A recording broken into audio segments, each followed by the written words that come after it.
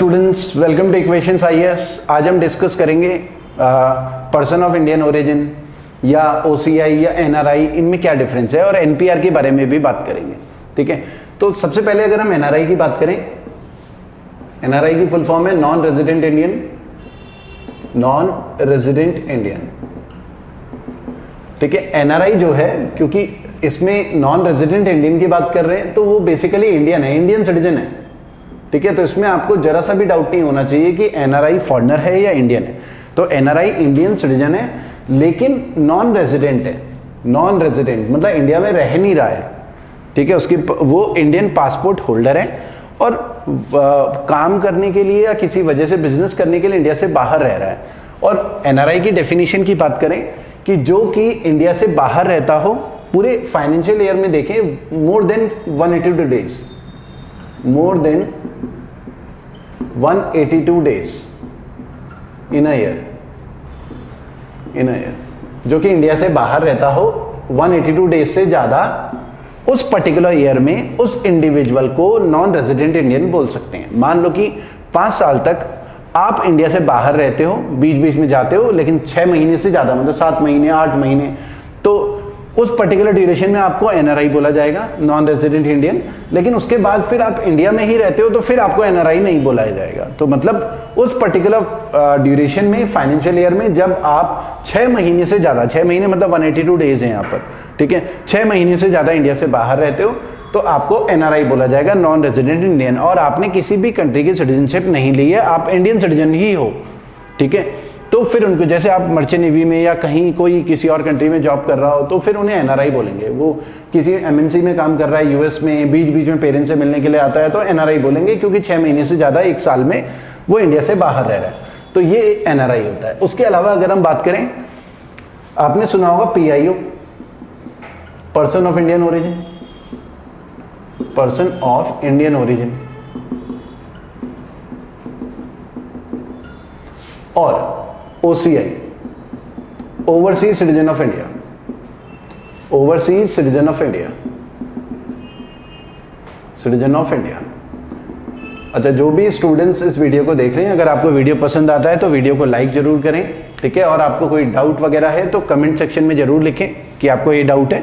ठीक है, और अगर आपने चैनल को सब्सक्राइब नहीं करा है, चैनल को सब्सक्राइब जरूर करें। उसके अलावा हमारा इक्वेशंस आईएएस ऐप है, गूगल प्ले स्टोर से डाउनलोड कर सकते हैं, जिसमें आपको बहुत सारे इंफॉर्मेटिव वीडियोस मिलेंगे। हमारे ऐप का नाम है इक्वेशंस आईएएस। ठीक है, फ्री वीडियोस भी अवेलेबल होंगे हमारे ऐप में और पेड लेक्चर्स भी अवेलेबल होंगे। ठीक है, तो स्टार्ट करते हैं। पर्सन ऑफ इंडियन ओरिजिन और ओसीआई जो हैं, ये बेसिकली वो लोग हैं जो इंडियन सिटीजन नहीं है।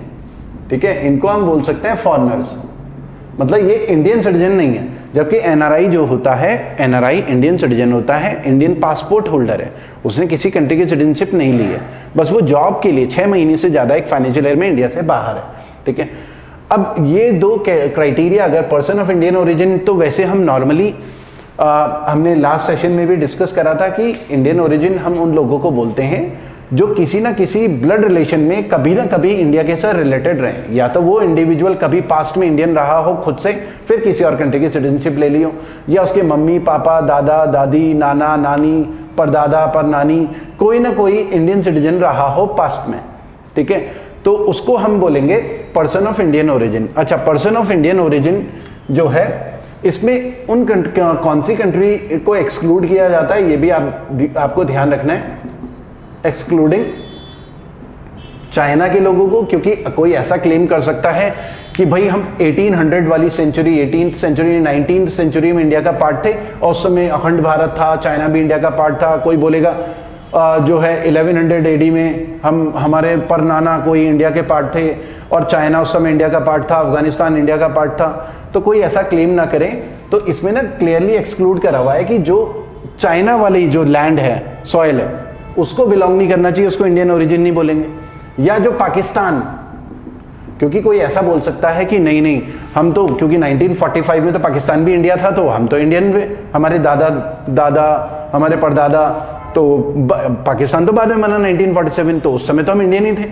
तो कोई ऐसा भी क्लेम ना करे तो प्रेजेंट पाकिस्तान सॉइल से रिलेटेड कोई हो 1900 में, 1940 में, 1930 में, तो वो भी एक्सक्लूडेड है। पाकिस्तान हो गया, अफगानिस्तान हो गया, क्योंकि ये सब पहले अखंड भारत का पार्ट हुआ करते थे। पूरा हिस्ट्री में अगर जाएं पास्ट में तो श्रीलंका हो गया, म्यांमार हो गया, नेपाल हो गया, भूटान, ठीक है। तो ये लोग ना एक्सक्लूड किए गए हैं। अच्छा, तो पर्सन ऑफ इंडियन ओरिजिन अभी हमने डिस्कस करा कि जिनके पेरेंट्स वगैरह इंडियन सॉइल, प्रेजेंट की इंडियन सॉइल से किसी तरीके से रिलेटेड रहे हो, पेरेंट्स हो, ठीक है, ग्रैंड पेरेंट्स हो, ये अभी हमने डिस्कस करा। और इसके लिए ना एक कार्ड सरकार ने फैसिलिटी स्टार्ट करी 2002 से, 2002 से सरकार ने बोला एक कार्ड बनाया जाएगा पर्सन ऑफ इंडियन ओरिजिन का। ये लोग अगर इंडिया आना चाहें तो उन्हें ना वीजा के लिए अप्लाई करने में ज्यादा प्रॉब्लम ना हो, क्योंकि अगर किसी को इंडिया आना है या हमें किसी और कंट्री में जाना है, उस पर्टिकुलर कंट्री की एम्बेसी हमें वीजा वगैरह देती है, हम अप्लाई करेंगे, एक प्रोसेस होता है, फीस वगैरह होती है, तो थोड़ा कंबरसम प्रोसेस भी होता है, ठीक है। तो इसमें ये करा गया कि पीआईओ कार्ड बनेगा तो उनका जब इच्छा हो उन्हें वीजा के लिए बार बार अप्लाई नहीं करना, लाइफ टाइम वीजा मिल जाएगा, जब मर्जी इंडिया आ जाए, टिकट बुक करें और इंडिया आ जाए। पर्सन ऑफ इंडियन ओरिजिन का कार्ड उन्होंने फ्लाइट का टिकट बुक करते हुए वो एंट्री वगैरह करनी है और सीधे इंडिया की फ्लाइट पकड़ के इंडिया आ सकते हैं, बार बार वीजा के लिए अप्लाई नहीं करना। तो ये फैसिलिटी 2002 में स्टार्ट की गई पर्सन ऑफ इंडियन ओरिजिन की, पीआईओ की। ये ओसीआई जो है पीआईओ से ज्यादा बेटर फैसिलिटी देता है, ये 2005 में स्टार्ट करी। इसको ना ड्यूअल सिटीजनशिप भी कहते हैं, हालांकि हमारा कॉन्स्टिट्यूशन ड्यूअल सिटीजनशिप अलाउ नहीं करता, लेकिन ये ड्यूअल सिटीजनशिप टाइप है थोड़ा सा, ठीक है। पूरे सिटीजनशिप के राइट्स इसमें नहीं है, ड्यूअल सिटीजनशिप, ठीक है, इसे ड्यूअल सिटीजनशिप भी बोलते हैं। इसमें ओसीआई कार्ड बनाया जाएगा 2005 के बाद, ये भी पर्सन ऑफ इंडियन ओरिजिन ही होंगे, उनका ओसीआई कार्ड बनाया जाएगा। उसमें क्या होगा कि वही लाइफ टाइम वीजा की परमिशन होगी, किसी पुलिस स्टेशन में जाके अपनी अटेंडेंस वगैरह नहीं देनी, किसी चौकी में कहीं भी। उसके अलावा इसमें क्या होगा कि तुम यहाँ पर बस सरकारी नौकरी नहीं ले सकते, वोटिंग राइट नहीं होंगे तुम्हारे पास, ठीक है, मतलब गवर्नमेंट जॉब नहीं ले सकते, गवर्नमेंट जॉब, वोटिंग राइट नहीं होंगे, मतलब वोट नहीं डाल सकते, इलेक्शन भी नहीं लड़ सकते, जब वोटिंग राइट नहीं है तो इलेक्शन लड़ने का भी राइट नहीं होगा। उसके अलावा एग्रीकल्चर लैंड भी नहीं खरीद सकते यहाँ पर, एग्रीकल्चर लैंड, रेजिडेंशियल फ्लैट वगैरह, बिल्डिंग वगैरह खरीद सकते हैं। जैसे बहुत सारे लोगों को शायद ना पता हो कि अक्षय कुमार के पास इस समय अगर हम बात करें तो इंडियन सिटीजनशिप नहीं है। अक्षय कुमार को बोला जाता है कि ओसीआई कार्ड होल्डर है, ओवरसीज सिटीजनशिप ऑफ इंडिया। तो अक्षय कुमार को तुम लोगों ने कभी भी नहीं देखा होगा कि जब इलेक्शन होता है तो वोट डाल के अक्षय कुमार आ रहा है बाहर, तो अक्षय कुमार को वोटिंग राइट नहीं है। उसके अलावा एग्रीकल्चर लैंड वगैरह भी नहीं खरीद सकता, गवर्नमेंट जॉब्स वगैरह नहीं ले सकता, ठीक है। हालांकि फ्लैट्स वगैरह और ड्राइविंग लाइसेंस वगैरह सब मिल जाएगा, पैन कार्ड वगैरह सब इशू हो जाएगा, ठीक है। यहाँ पर जो है इनकम टैक्स वगैरह फाइल सब हो जाएगा, बस ये कुछ राइट्स नहीं दिए जाएंगे ओवरसीज सिटीजनशिप ऑफ इंडिया को।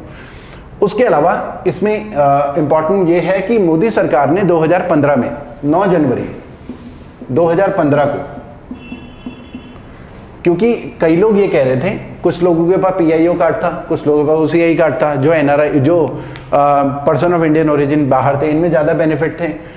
तो ये कुछ लोगों का कहना ये था कि ये डबल कंफ्यूजन वाला स्टेट क्यों, ठीक है, या तो केवल पीआईओ या तो केवल ओसीआईओ।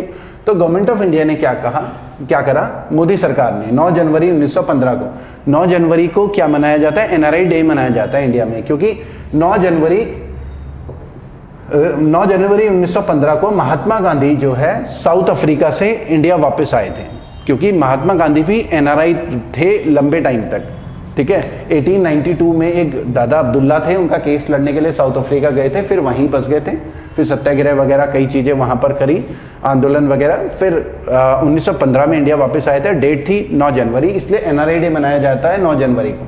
तो एनआरआई डे मनाया जा रहा था, तो उस समय मोदी सरकार ने अनाउंस करा कि ओसीआई और पीआईओ कार्ड को मर्ज किया जाएगा, PIO and OCI card merged. तो अब अलग अलग कैटेगरी कुछ नहीं है, पीआईओ और ओसीआई कार्ड को मर्ज कर दिया गया है, सेम फैसिलिटी मिलेंगी पीआईओ को भी, जिनके पास जो PIO existing PIO card holder थे उनको बोला गया तुम्हें ओसीआई वाली ही फैसिलिटी मिल जाएगी। तो 2015 में ये अनाउंस किया गया। तो आपको ये डिफरेंस पता होना चाहिए कि एनआरआई, पीआईओ और ओसीआई में डिफरेंस क्या है। उसके अलावा एक और चीज जो न्यूज में आती है वो है national population register. National population register NPR, ठीक है। एनपीआर जो है नेशनल पॉपुलेशन रजिस्टर, ये क्या करेगा, जितने भी लोग इंडिया में हैं उनका डेमोग्राफिक डेटा, ये पॉपुलेशन रजिस्टर है, इंडिया की पॉपुलेशन का demographic data, biometric demographic data या बायोमेट्रिक, ठीक है, एजुकेशन, ठीक है, जॉब वगैरह, ये सारी का सारा डेटा इकट्ठा करेगा। ये सिटीजनशिप, जैसे हमने देखा था एनआरसी, ये सिटीजनशिप की बात नहीं करेगा, ये केवल ये देखा कि इंडिया में जो पॉपुलेशन है उनका पूरा डेटा इकट्ठा करना है, बायोमेट्रिक डिटेल वगैरह, ठीक है, कौन कहाँ पर रहता है, किस पर्टिकुलर एरिया में कितने मेल है कितने फीमेल है, तो पूरा डेटा इकट्ठा करेगा। हालांकि एनपीआर को ये बोल सकते हैं कि एनपीआर की हेल्प से एनआरसी भी प्रिपेयर किया जा सकता है, क्योंकि एनआरसी क्या होगा, एनआरसी तो प्रॉपर इंडियन सिटीजन की लिस्ट होगी, पूरा बैकग्राउंड चेक होगा, उसके बाद पूरी लिस्ट बनेगी कि ये इंडियन सिटीजन है। इसमें इंडियन सिटीजनशिप नहीं देखा जाएगा, इसमें बस डेटा ही वगैरह इकट्ठा किया जाएगा, इंडिया में जो जो लोग रह रहे हैं, इसकी हेल्प से एनआरसी वगैरह प्रिपेयर किया जा सकता है। तो दोनों में ये डिफरेंस है, एनआरसी में प्रॉपर सिटीजन होंगे और यहाँ पर हो सकता है कि जो इलीगल तरीके से रह रहे हो वो सारे भी इंक्लूड हो जाएंगे, उन सबका डेटा इसमें इकट्ठा करना है, चाहे वो इंडियन हो या ना हो लेकिन इंडिया में रह रहे हैं, ठीक है, इसमें ये इकट्ठा करना है एनपीआर में। तो ये आपको डिफरेंस पता होना चाहिए एनपीआर एनआरसी में। उसके अलावा पहली बार ये प्रिपेयर किया गया था एनपीआर 2015 में, ठीक है, तो एनपीआर 2010 में, sorry, NPR was first prepared in 2010 and updated in 2015, updated in 2015। तो 2010 में पहली बार प्रिपेयर किया गया और 2015 में इसे अपडेट किया गया, ठीक है। इसको ये भी बोल सकते हैं first step towards compilation of NRC, ठीक है। तो एनपीआर ऐसा कह सकते हैं, हालांकि सरकार ये कह रही कि नहीं एनपीआर एनआरसी का कोई लेना देना नहीं है, NPR is the first step towards compilation of NRC, national register for citizen. ये ध्यान रखना है, नेशनल रजिस्टर फॉर सिटीजन अभी पूरे इंडिया के लिए एप्लीकेबल नहीं है, केवल अभी आसाम के लिए है। ये एनपीआर पूरे इंडिया के लिए है, इसमें पूरे इंडिया जितने भी लोग इंडिया में रह रहे हैं उनका डेमोग्राफिक डेटा वगैरह कलेक्ट करना है, बायोमेट्रिक वगैरह, ठीक है। तो ये आपको ध्यान रखना है। तो आज के वीडियो में इतना ही करते हैं, फिर नेक्स्ट सेशन में हम इससे आगे कंटिन्यू करेंगे। Thank you.